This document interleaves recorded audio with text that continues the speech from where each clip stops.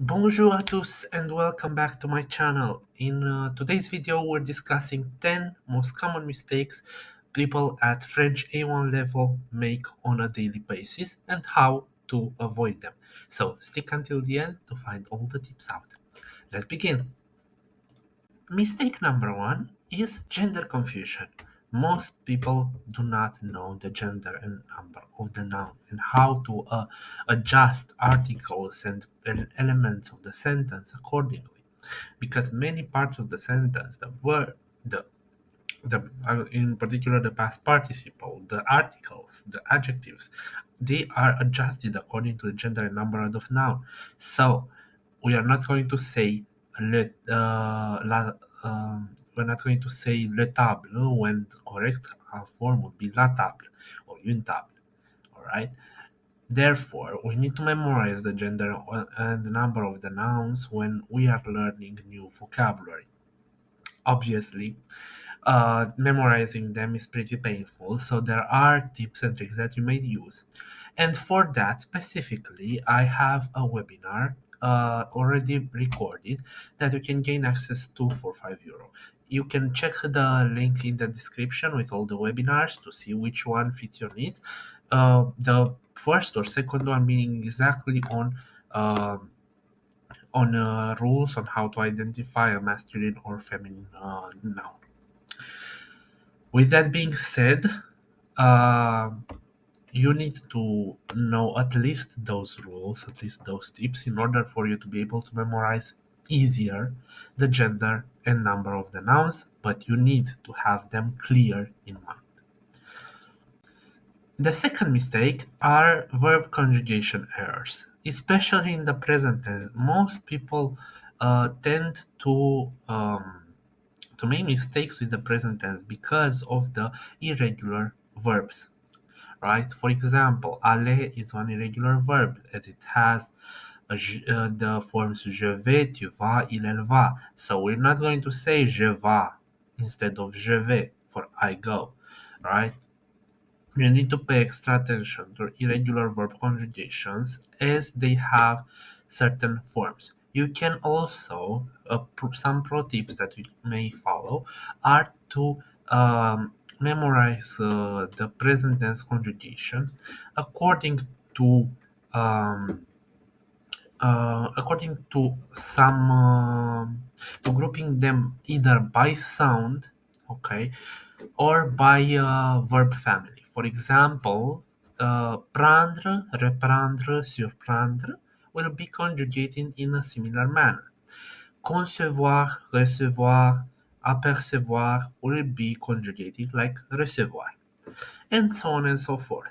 So, with that, you can check inside the list of the webinars related to the present tense, where I detail everything that I've said over here.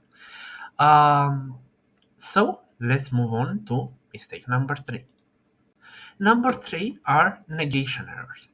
So misplacing the negation structure ne pas is actually one of the most common mistakes in French language, especially at first when you're just starting, when you're just beginning.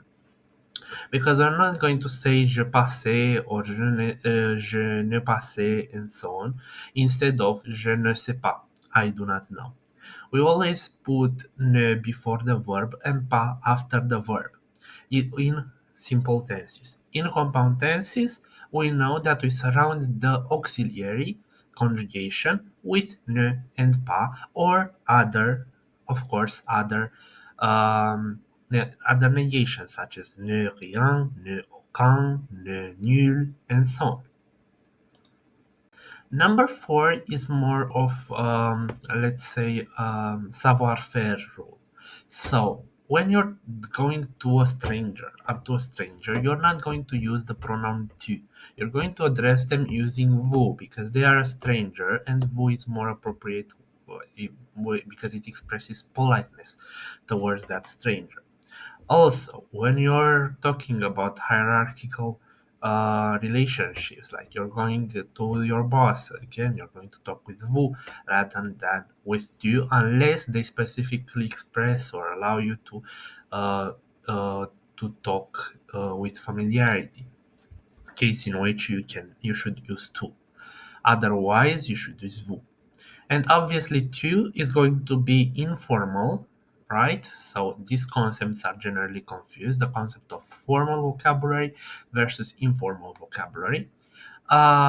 Tu and vous is just the most basic example. Tu is going to be informal and used with friends, family, or peers, while vous is more formal and is going to be used with strangers, with bosses, or when requesting any type of service outside of your group of known people, such as peers, family, or friends. We're halfway through, so mistake number 5 is incorrect word order in questions. We are tempted to use the English structure for questions instead of the French one. So uh, instead of saying tu as un chat, which it is a valid expression, especially if you're going to base it on pronunciation, right? So if you are going to just up your voice register a little bit towards the end to ansha, it's going to be a question, but obviously it's not the best. Okay, it can be improved. It can be improved through two types of processes. Either use est-ce que tu as un chat, or invert the subject and the predicate. For example, as-tu un chat? As-tu un chat? So those would be the correct versions of this. So if you have so far any type of questions, don't hesitate to comment down below.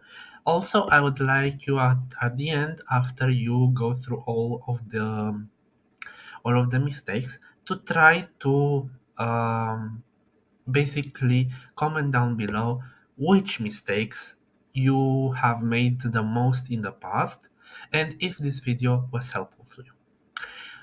The mistake number 6 is the incorrect use of adjectives. Forgetting to agree adjectives in gender and number with the noun is a common mistake, because we are thinking the adjective in our heads.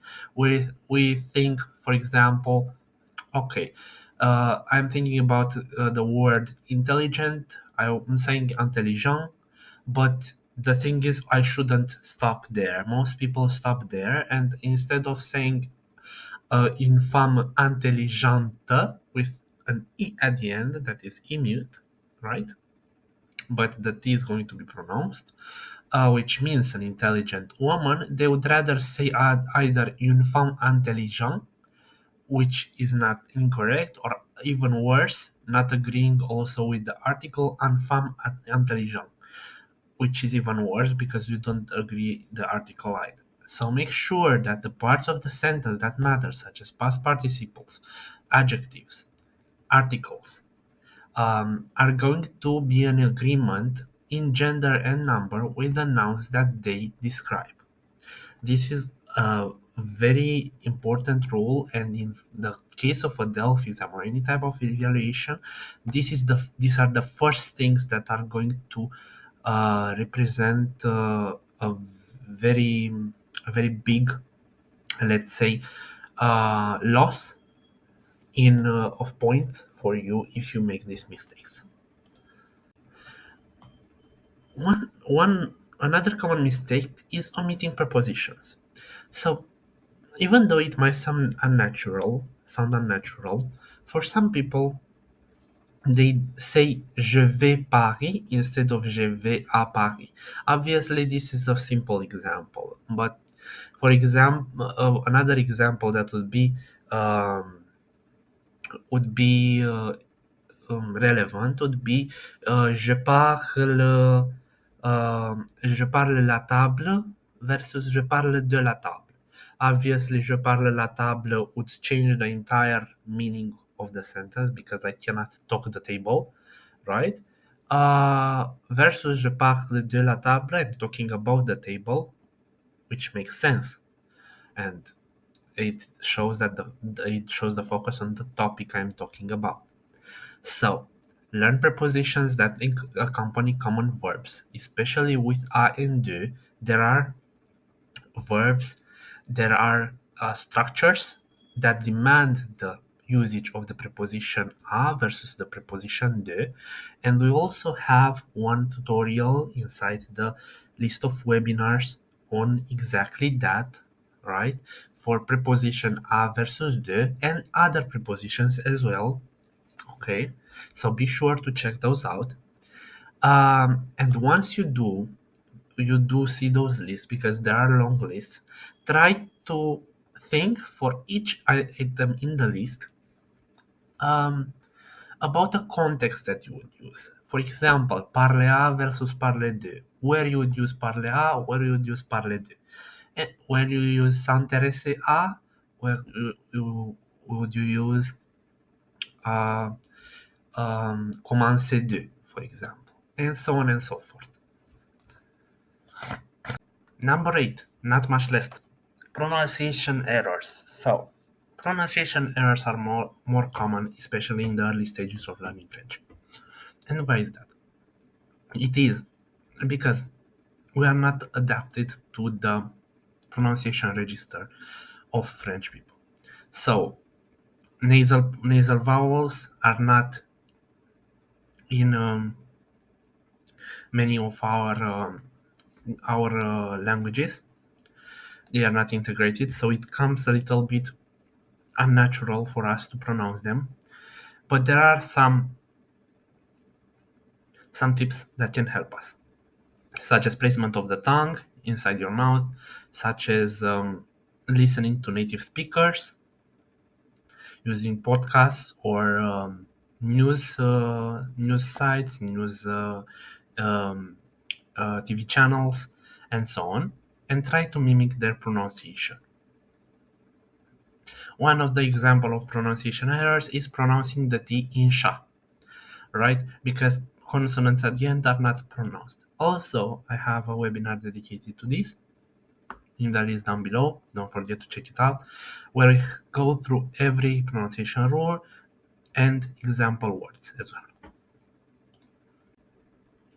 As I've said, it's important to use articles in agreement with the gender and number of the noun, but more importantly, it's also the correct usage of those articles. Partitive articles versus definite articles versus indefinite articles. We know that indefinite articles are going to be used for uncountable nouns, for unspecified objects. Definite articles are going to be used for countable nouns, for specified objects, and partitive articles are going to be used especially inside expressions of quantity with certain expressions such as avoir peur de, avoir envie de, expressions that demand the usage of the preposition de. I'm sorry, of the yes, with the preposition de. And you need to kind of remember these rules in order to be able to not make mistakes, and also to not let's say lose some meaning inside the sentence. For example, if you were to say il y a des tables dans la chambre versus il y a de il y a exactly il y a des tables dans la chambre, and this can have multiple meanings. For example, you can say that there are some tables in the room versus there are or yeah there are tables in the room. Okay, depending on whether you use it as a partitive article or whether you use it um, as an indefinite article. Again, the context matters, and the usage, the correct usage of the articles matter. And lastly, a very important aspect is confusing se and ile. We use ile when uh, we use ile with an adjective. For example, il est content de te rencontrer. He is happy to see you. Versus c'est and a noun. C'est un professeur or c'est un bon professeur. Don't be fooled by the placement of the adjective before the noun, because that does not make make it the how do I say it? The main part of the sentence, right? The main part of the expression with se.